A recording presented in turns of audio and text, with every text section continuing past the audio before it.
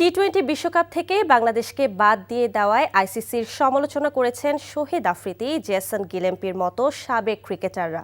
শুধু তাই নয়, দক্ষিণ আফ্রিকান তারকা জন্টি রোডসও এক ভারতীয় গণমাধ্যমে জানিয়েছেন খেলাকে রাজনীতির সঙ্গে জড়িয়ে ফেলাটা ভুল। বিপরীতে ভারতীয় গণমাধ্যমের দাবি, পাকিস্তান বিশ্বকাপ থেকে সরে দাঁড়ালে পিসিবির বিরুদ্ধে কঠোর পথে হাঁটবে আইসিসি। যদিও বয়কট গুঞ্জনের মধ্যেই আজ বিশ্বকাপের দল ঘোষণা করেছে পাকিস্তান। নিলয় মজুমদারের ডেস্ক রিপোর্ট।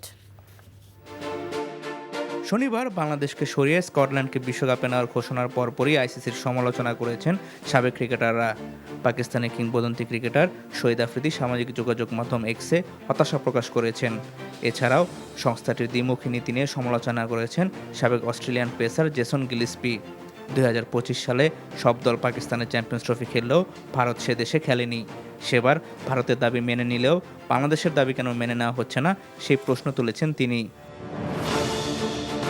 সাবেক দক্ষিণ আফ্রিকান তারকা জন্টি রোডসও বাংলাদেশের বিশ্বকাপ না খেলা নিয়ে মন্তব্য করেছেন।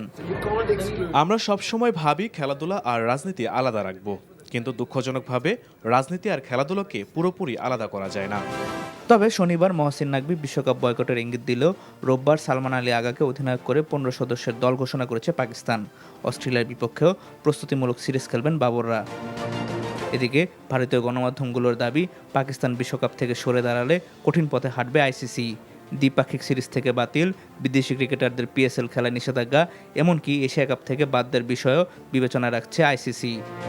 নীলা মজুমদার, এনটিভি স্পোর্টস ডেস্ক।